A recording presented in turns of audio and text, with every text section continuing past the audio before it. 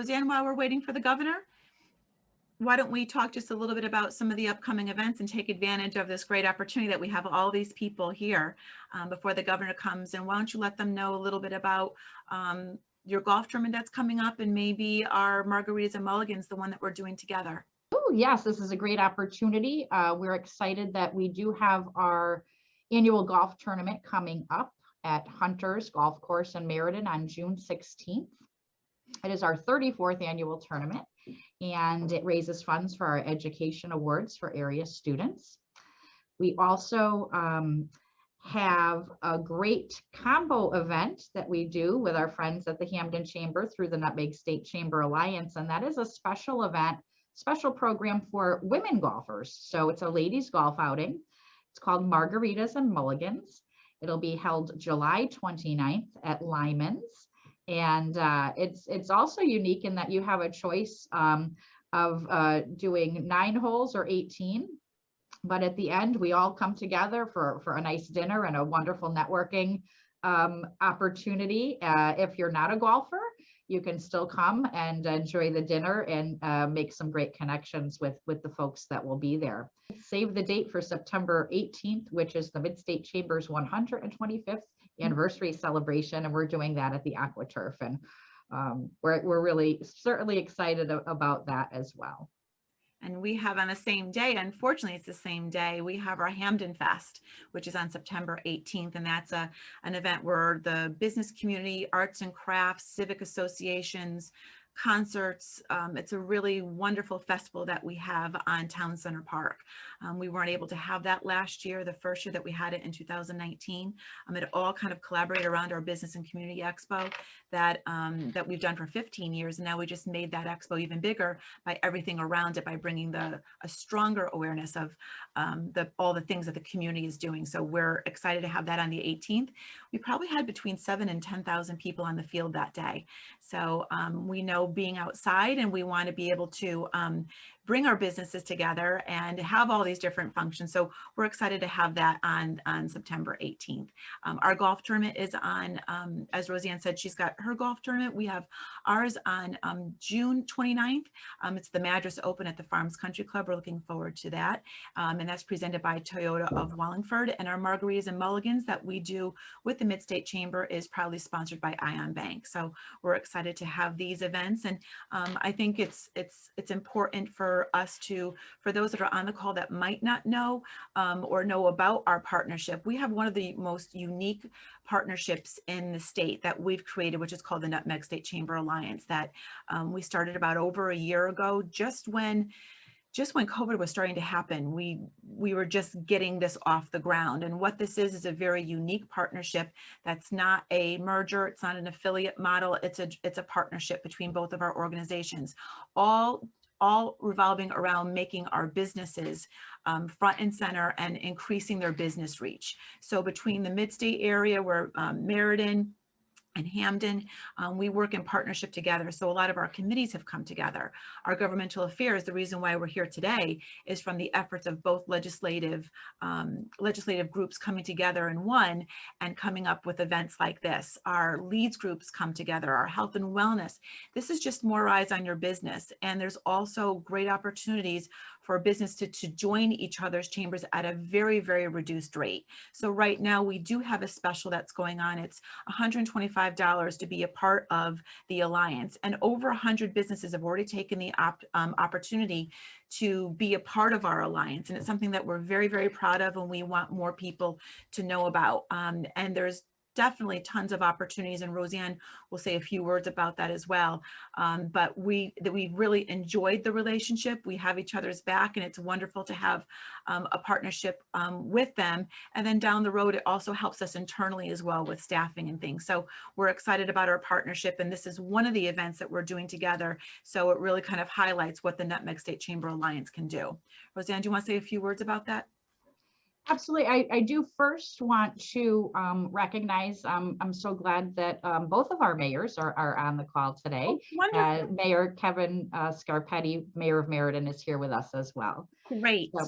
So yeah, you know, the alliance really is tremendous, and you know, I can't say enough about the opportunity that it provides for our members to network, you know, and just to have that added exposure and embed their footprint here with both of our chambers. So it's a wonderful partnership, and we are just so glad to be a part of it, and looking forward to many great events and programs to have in the future. Our committees are meeting. We have our Government and Business Development Committee that meets regularly together, as does our Health and Wellness Council. So you know, those are wonderful ways to really become more informed on what's happening, and the connections that you make through our committee meetings are really valuable.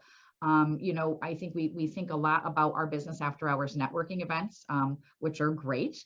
But, you know, I think it's important to always remind our members on both chambers, you know, hopping onto a committee call and getting involved that way is so valuable, because, you know, it gives you the opportunity as a member and an expert in your field to provide great information to those around the table, and again, make some valuable connections there as well. And our committees meet on a monthly basis, and you know, check out our websites for, you know, our calendars. All of our committees are open.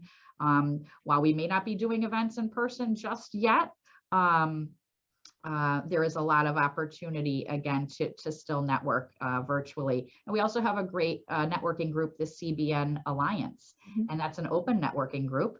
Yes. So we invite people from the same industry to come and network on a month, actually twice a month we meet. So we're providing a lot of important and valuable ways to connect in this time. And absolutely. Yes. If I may, as the chairman of the, it's my pleasure to be serving as the chairman of the board of directors of the Alliance.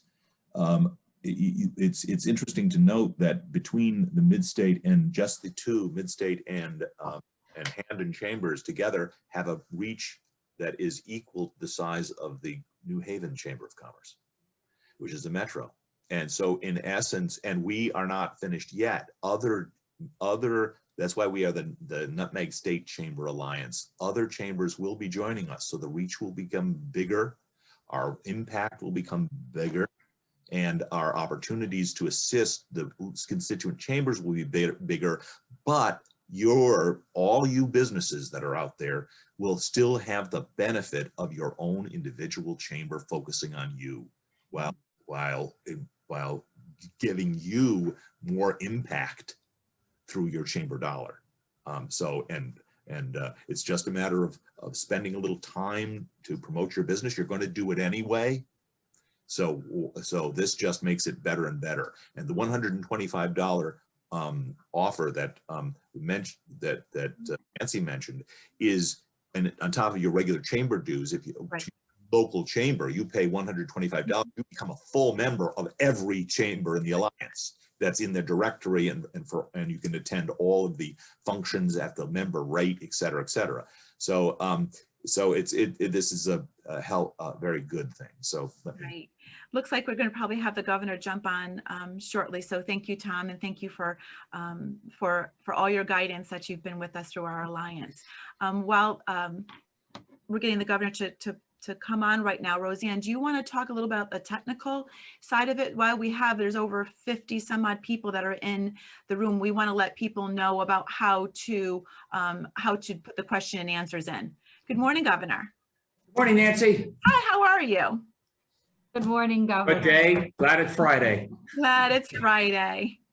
Well, welcome aboard. We're thrilled that you're with us. We were just going to have Roseanne Ford, who's the president of the Midstate Chamber of Commerce, just go over a little bit of the technical issues before we start on how people can ask questions. So Roseanne, would you like to just discuss the technical side of it?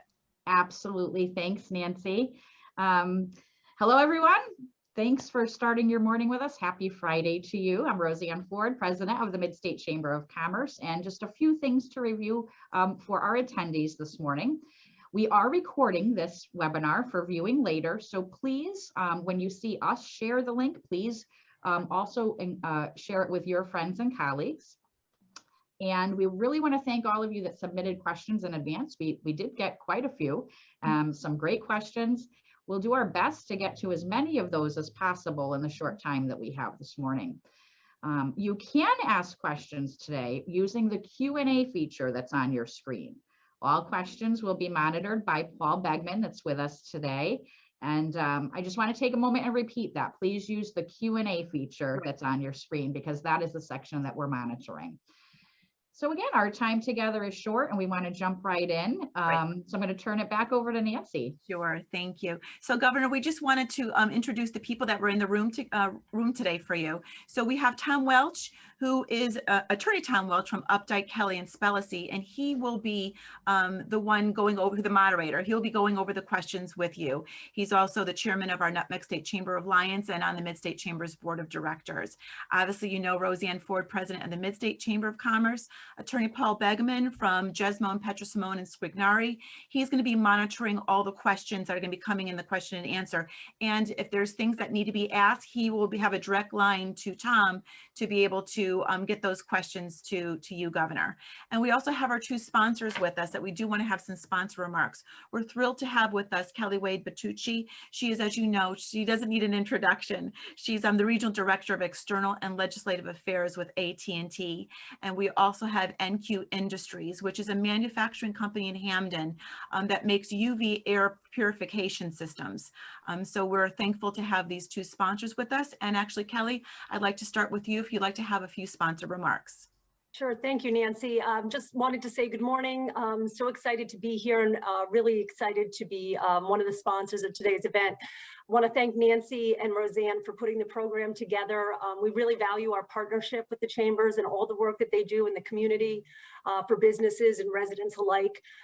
And finally, we'd just like to say thank you to the governor for taking time out of his busy schedule. We know he's been doing so many great things for the state of Connecticut over the last, during this whole pandemic. And we know you've got a lot on your plate. And so anytime that you can take a few moments to be with us and give us some insight into, what we have going on, we really appreciate it. So thank you very much. Thank you, Kelly. And I'd like to introduce you to Bill Casey, who's the president of NQ Industries, and Peter Broadbridge, who's the vice president of engineering from NQ Industries. Would you like to say a few words to the governor? Absolutely, Nancy, and thank you so much for putting all this together. And good morning, Mr. Governor and everyone. I'm Peter Broadbridge, vice president of engineering, as Nancy said. Bill Carey, owner of the company. Good morning. And president. We manufacture air quality systems, air cleaning systems. We're based in Hamden, Connecticut. We've been based in Connecticut for 29 years, and we nearly exclusively source, when we can, Connecticut-based products for our products. Sure. Good morning, Governor. Good morning, all. Thank you for having us on. Very simply, we are a company that manufactures products that sterilizes indoor air in any application, hospital, commercial, residential, restaurant, anywhere you could think of. The products that we manufacture exclusively here in Connecticut are patented UV-based products that we invented almost 30 years ago. And we've been specifically focused on the hospital industry, but as of last spring, obviously we're focused on every industry. And the response globally for our products have been overwhelming, so much so that we keep outgrowing buildings we move into. And we're enjoying this huge explosion. Unfortunately, it happened, but we were in the right place at the right time. And the products we have are very effective, more commercially based, haven't really been in the residential market, but our focus specifically now is on indoor air quality in all types of commercial buildings. And the applications that we have been asked to look at are various and wide. They're all over the place. So we're enjoying this huge infusion of business, and it doesn't seem like it's going to subside anytime in the future. Even though the vaccines are coming out and people are starting to develop herd immunity, the indoor air quality issues are still very problematic and will persist, we think, well into the future, just because of how widespread this disease is. And the biggest thing we're focused on right now is making sure that we expand enough so we can keep up with demand, given the global shortages of certain components and certain materials. And that's our biggest challenge now, is to keep our supply chains moving smoothly. But right now, as I said, we've been enjoying a very brisk very large audience of people, and it just keeps expanding every month. So we're unfortunately busy for what we are, but again, we're busy and we're enjoying this very much. Thank you. Thank you so much for, again, for all that, our sponsors are so important to us, but it's also great to kind of put, to get your information out to beyond the community. The work that you're doing behind the scenes right now, keeping all these facilities feel safe to go back into the workplace again, has been wonderful. And it's been a pleasure being able to open up and show your facility, your manufacturing facility right in Hamden to more people. So we're glad that you're on the call with us, and we're glad you have a chance to talk to the governor too, to let him know about what you do. So thank you all for being here. Thank you, Nancy. Thank you. Thank you. And so, Governor, we're going to turn that over to you. And it's so nice to see you. And I was thinking the last time you were with us in Hamden was at Whitney Center at our last legislative breakfast in February, just before everything started to happen. And I was thinking about the questions that we were asking of you on that day. And it was really only the last question that we were saying, what about this virus that's going to be potentially affecting our state and our country? And it's amazing to see that was our last in-person event, and we haven't had one since. So it's just interesting to see now here we are on this platform, but I think what the state is doing, you're doing an incredible job. Thank you so much for your leadership, your guidance. Everything that you've rolled out has been wonderful to watch, and trying to get our state back to business. And in May, we can't wait for May 1st to happen. So we're excited that you're coming on at a perfect time, knowing that you just released the new initiatives that are coming out on May 1st. So we'd love to hear more from you on that. And I want to turn that over to Tom Welch, who will again be moderating this conversation back and forth. But thank you again for taking your time to be with us today. Greetings. So thank you very much. On behalf of the board of directors of the Alliance, I'm going to thank you very, very much for being here with us. And in fact, the Alliance is a relatively new formal mechanism to put together chambers, smaller chambers, to have a bigger impact. And we've put together, as the constituent chambers have, a legislative agenda. And that legislative agenda is a one-pager, basically, just talking about the various points of interest to us in the entire footprint. And we've shared that with you, and we do with all of our legislators. And it's really at all levels of government. So when I talk about in the legislative agenda or the agenda, that's what I'm talking about in some of these questions. We put together a list of questions, but we've also gotten a few others that have come in by email. So I may be bouncing you around a little bit in topics as the questions come in, and there's a few more coming in live over the chat. The first question, of course, is our 600-pound gorilla, what we've been fighting with for the last year, and that is our COVID response. Originally, we were going to be asking you about when we were going to be reopening restaurants, and that question got mooted, I'm happy to say. However, you've been criticized by the Hartford Courant, among others, for being too aggressive in your opening of businesses, and others have criticized you because you haven't been moving fast enough to reopen. So the question that we ask you is, what criteria do you use and for making the decision whether to reopen or maybe even to close again? And who's in the room? Are business folks in the room talking to you? Are you taking them into consideration when you are making these decisions? Yeah, Tom, absolutely. Let me back up for just 1 second. Yeah, Nancy, it was pretty ironic, wasn't it? I think it was a year ago, February. We couldn't even spell COVID at that point. This last in-person meeting I did as well. And what a year it has been. And must have been pretty busy for NQ Industries, I gotta say. I mean, air purifying in this day and age, and it's not just related to COVID. This is probably not the last of these events we're going to go through. I can tell you that we have significant federal money, and a lot of that's related to our schools. A lot of that's related to ventilation. So you should be part of that and make sure we're prepared next time. And, you know, Todd, we would have been able to open up restaurants even faster if we had NQ purification in all of those facilities. And Kelly, I'm going to be meeting with AT&T down at UConn Stanford a little later today because UConn Stanford you designated as the first 5G university in the whole Northeast, and what a difference that makes. You could have chosen Quinnipiac, by the way, but anyway, you went with UConn, and I think we learned over this last year that online access is not just a nice to have, it's vital. We've learned that in terms of education. We've learned that in terms of telehealth. We have thousands of people moving back to the state of Connecticut or moving to the state of Connecticut. And telecom is a big piece of that because you don't have to be in New York. You don't have to be in Stanford, 5 days a week if you can telecommute. So, Tom, that's a filibuster. The answer to your question, look, people were critical when we started reopening on May 20th last year. And they, and many people say, don't open anything until you have a 0% infection rate. And that COVID's never coming back. And we're never going to be in a risk-free world, but we have consistently and cautiously reopened, over the last year.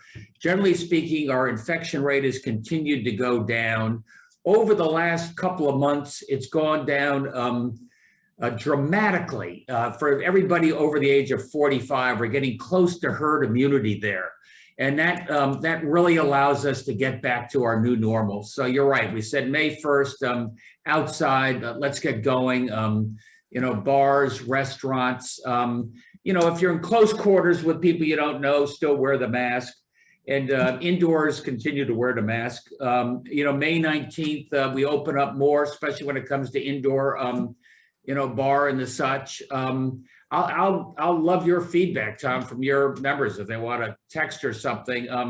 I've had a lot of restaurants and stores say, look, I can make a mask a guidance, no longer a mandate after, say, May 19th. And you can figure out what you think makes your customers feel safe and your employees feel safe. But I would tell you, Tom, that most of the folks I've talked to said, keep the mask mandate indoors a little bit longer. Don't make us be the ones making the judgment. I prefer to blame the governor if somebody complains, and I'm happy to take it. One follow-up question on that we got just on the chat is, for gyms and sports facilities, when does the mask mandate change to suggested? They're suggesting that the CFC Arena has 60,000 square foot facility in Hamden, which provides plenty of air exchange. And will you be requiring folks? So that question did come in as relating to sports facilities. Yeah, well, indoor gyms, first of all, we're going to continue the mask at least until May 19th. Then the legislature, as you maybe know, weighs in. They may have a point of view on that, maybe with a little distancing and maybe NQ air purification. We can start relaxing that over a period of time.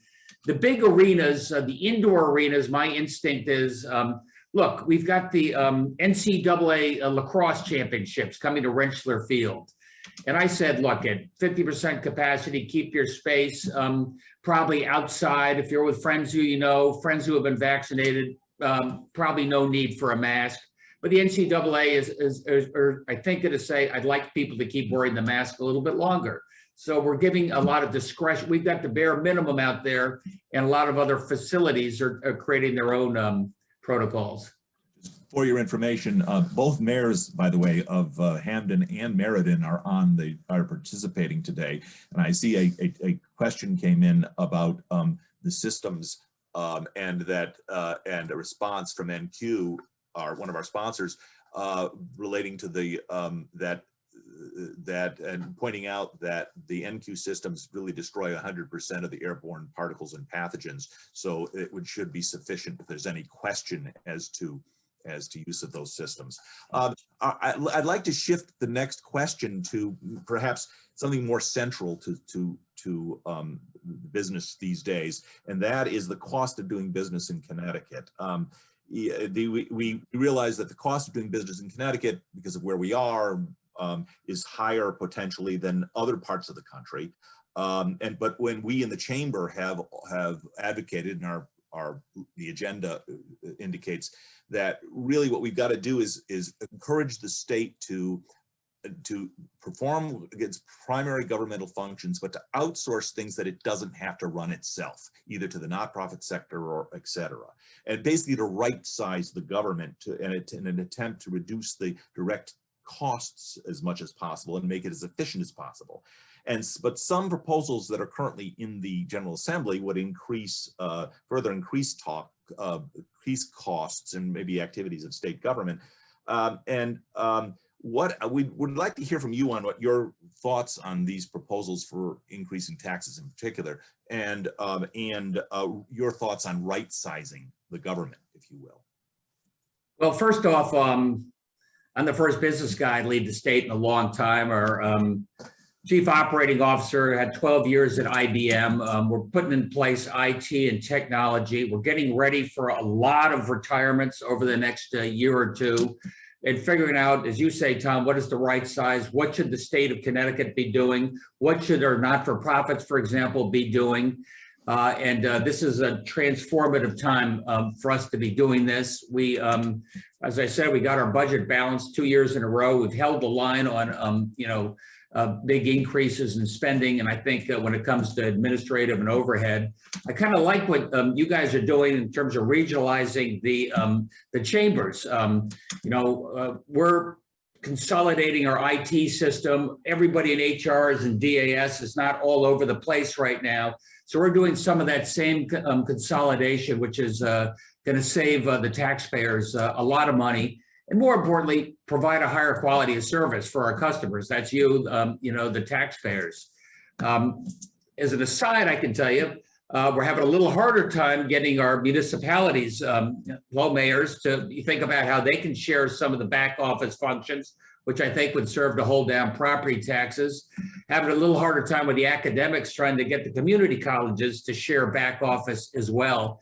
But I understand, where we got to go, what our state's got to look like. It'll be leaner, more cost effective, and I think better service. I don't know if you've noticed any improvement at DMV, the Department of Motor Vehicles, but that was always the punching bag. I've run for office a few times. Everybody's always letting them have it, and everybody hates DMV when you're waiting in those long lines, but no longer. You now get your license renewed online. And that's brought down dramatically the wait time. So this is the type of thing we can do with IT. Your other question was, taxes and spending in the legislature. I'd say two things. One, we're going to be rolling out today what we're doing in terms of the $6 billion in federal funding that really takes care of the social needs that have been, the Band-Aid's been ripped off, and we know where those needs are over the course of the last year. In terms of our urban populations, in terms of our kids, and in terms of economic development and business, really making a big emphasis there to get this economy growing again now that we have some of our economic winds to our back. And we don't need any new taxes.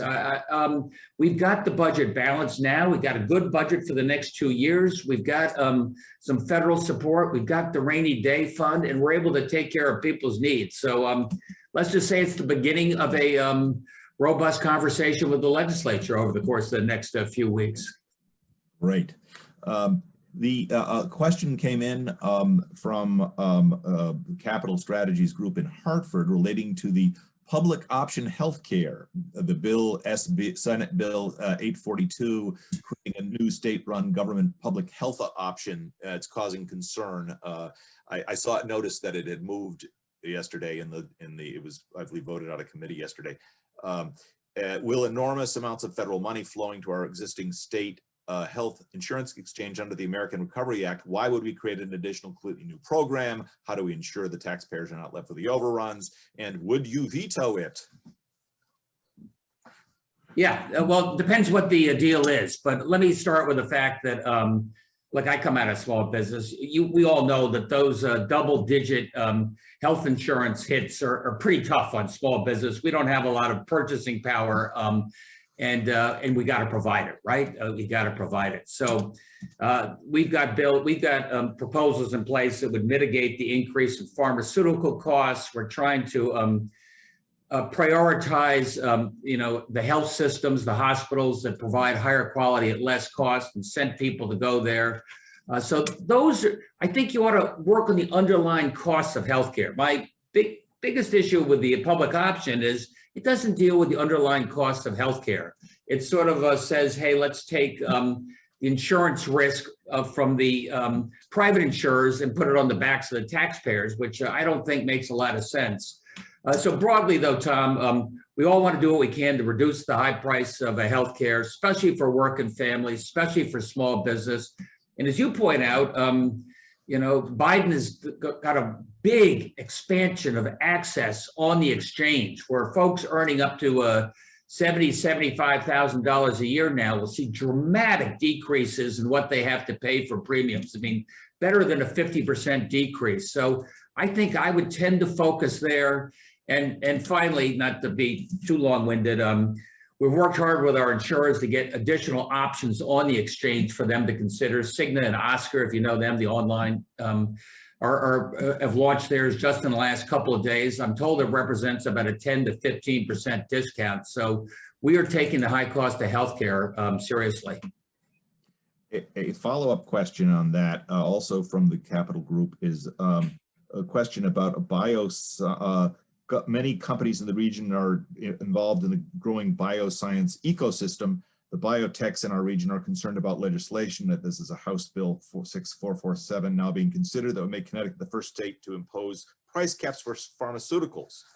How do we know that this will not impact this and negatively impact this industry we're trying to grow?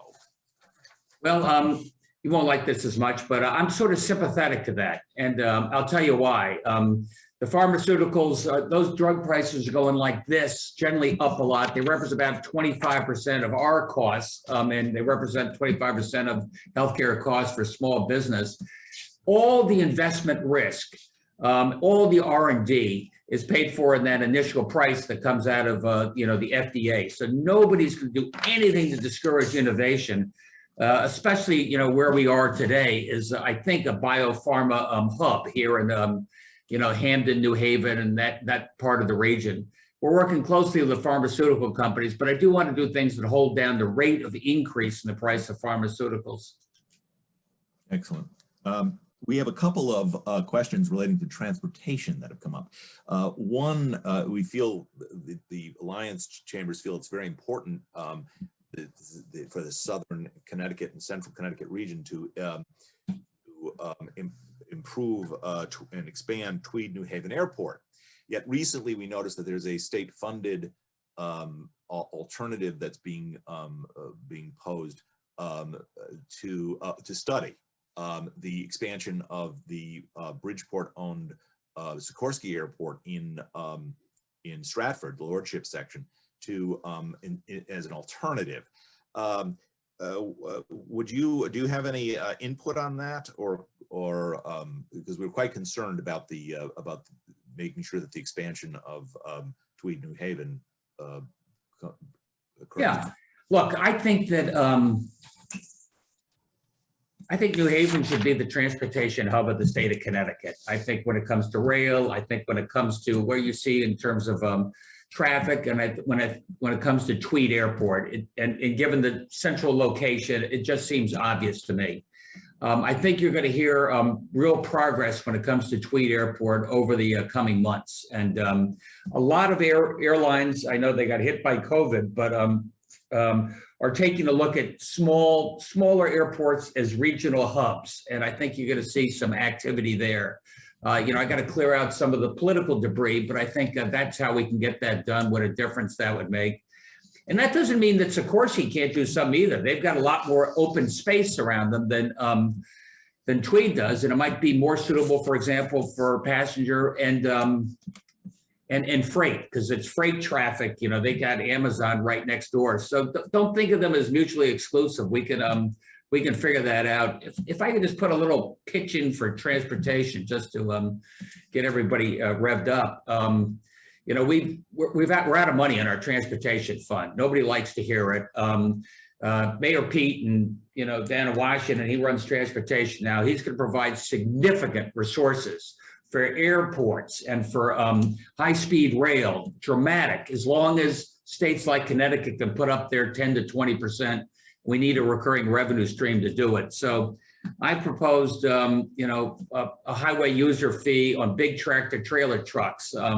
Nobody liked tolls, let's face it, but this is a way that we could raise ourselves about 90 million bucks. Don't let them say it's for the small fuel pizza delivery guys. It's big tractor trailers and allows us to make those investments that make New Haven the transportation hub. So I know it's not popular, but if you want to talk to your legislators, it'd be helpful. You had, but were recently quoted as saying that you would prefer to use any federal infrastructure funds for 5 or 6 really important transformative things, I believe. Would transportation projects such as the Hartford's I-84 91 interchange and Meriden 91 691 interchange qualify? And do you support a focus on those particular projects? Yeah, absolutely. I mean, up until COVID, you knew how much money was wasted sitting in traffic. I mean, any of the businesses here know what that complaint is. We're going to see how the world sorts out now post-COVID. I mean, many fewer people in the rail. Are they going to be coming back? Most people back in their cars right now, and truck traffic is, more than ever. So those are the type of choke points, Tom, that are really important we invest in. It's not like, in the old days, hey, I got to add another lane and all that stuff. We're fine. That's not what the case is. There are 6 or 7 really severe choke points where if you extend the exit lane, you can speed up commute times by 5-10 minutes. So the answer is yes. Excellent. How much? Well, just wanted to check to see how we're doing on time with you. I can't remember. How are we doing on time? We should be wrapping up soon. I think I got about 5 minutes. How's that? Excellent. Okay, great. Another question that has come in relates to the recent issues relating to the 1099 nursing home workers and the pending strikes at over 50 nursing homes to try to increase the base pay of the nursing home workers, and advocating for an increase in Medicaid rates to these nursing homes in order to accomplish that. Could you please weigh in on that? Well, first of all, a shout out to our nursing homes. Last year, overrun. That was the worst of the fatalities and complications related to COVID happened in the nursing homes, and those nurses showed up every day. So a little credit where credit's due there. A lot of other people, they could telecommute, not the nurses at the nursing homes. We got them about $250 million in combat pay and additional support for the nursing homes. Scrambled like hell all over the globe, make sure they could get the masks and the PPE that they needed. Now it's a year later, and look, I'm happy to do more to support the nursing homes, but not without reform. I mean, we've got more nursing home beds per capita than just about any state in the country. We got about 30% of those beds are empty. It's much more expensive in the nursing homes than it is for home health care. So I'm going to do what I can to support those frontline workers, but I like to couple it with some real reforms. Okay. We have a question relating to the education cost sharing formula. It's believed to be outdated and needs to be replaced. Wealthier municipalities receive payments that are out of sync with their needs. What would you replace the ECS with, or what's your position on that? Look, they just redid the ECS 5 years ago, and we're doing our best to get that funded. It takes, puts more money into those most distressed communities where kids are much more likely to be left behind. And I think this is what I think. I think we've got $1 billion extra that's going into our schools over the next 2 years, Tom. And that's really going to be focused on those kids who have been left behind. That's going to be focused on starting up learning camps this July. And I want you to tell your mayors and, hey, Kurt and Kevin, I mean, I need your help there in making sure that we can get these open with Boys and Girls Club and YMCAs across the state, and do what we can to help those kids get back in the game. This fall, Tom, we're going to be opening up our schools. Sorry, NQ, it's not all going to go to ventilation systems. It's also going to be going to after-school programs, counseling and advice and mentorship, a little bit of IT, just ways that we can help the kids get going again. That's my real emphasis over the next 2 years. We got plenty of resources to do it right. And the final question, is we're being asked to wrap it up now. Yeah. It relates to, once again, to maybe bookending it with our COVID issue, and that is the lessons maybe we've learned from it. Maybe you've learned from it, you'd like to remark on. Should we plan for future pandemics or other similar emergencies now? Going through this, can you see changes potentially to legislation or that we should be making and thinking about? Or is the emergency powers, executive action appropriate and sufficient? What's your thinking as you've been living through this for the last year? What lessons have you learned that maybe we should be thinking about? I can tell you the federal government was absolutely unprepared, and they were late to the game, and it was governors had to step up very early across the country. You know, I kept hearing about that stockpile down in White. There was no stockpile. There was nothing there. So we were traveling all over the globe to get what we needed. We've got a good stockpile now, so that's one, answer you've got. We worked really closely with our hospitals, who are amazing. We know what we need in terms of backup, in terms of nursing when they're at risk, what we need in terms of childcare, all those essential services. You've got to keep going, even in the worst of a pandemic. But let me leave you on something a little happier, I think.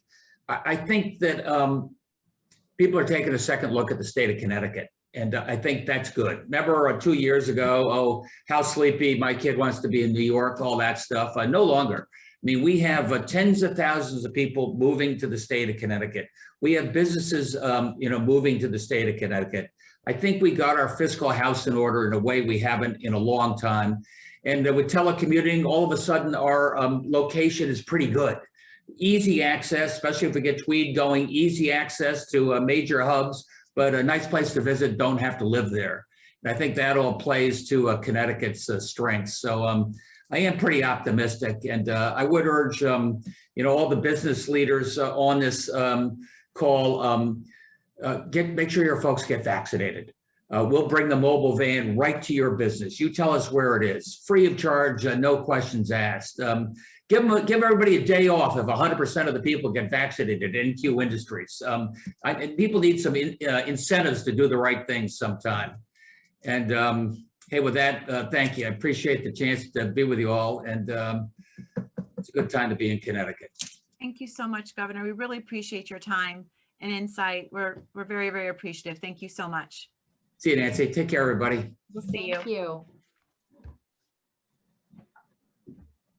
That was wonderful. It was great to have him with us. I know he's on to the next call, but it was just great to hear from him and have his insight. And it was wonderful to have him with us. So thank you all for being here. Tom, did you want to say a few things? We didn't get to all the questions. There's yep. ones that did come in. So thank you very much also for everybody for participating. This was helpful. And we certainly do appreciate it. Let's talk this up. It's nice that we ended our questions with an upbeat answer, which Absolutely. Seeing as well that we're getting, we're coming out of it now, and Connecticut's gotten a second look. So excellent. Great. Thank you. Thank you to our sponsors. Thank you, Kelly. Thank you, NQ Industries, for being with us. Thank you for our mayors being on the call as well. And we see your comments in the chat room, and the governor knows that you were there. So we're thrilled that you were able to join us this morning. Stay connected to us. Stay connected on our Facebook pages. Roseanne put both of our information into the chat room. Stay connected to our Facebook pages and our websites, and we'll be in touch real soon. Thank you all for being here, and we really appreciate your time. Thank you, everyone. Thanks, everybody. Have a great day.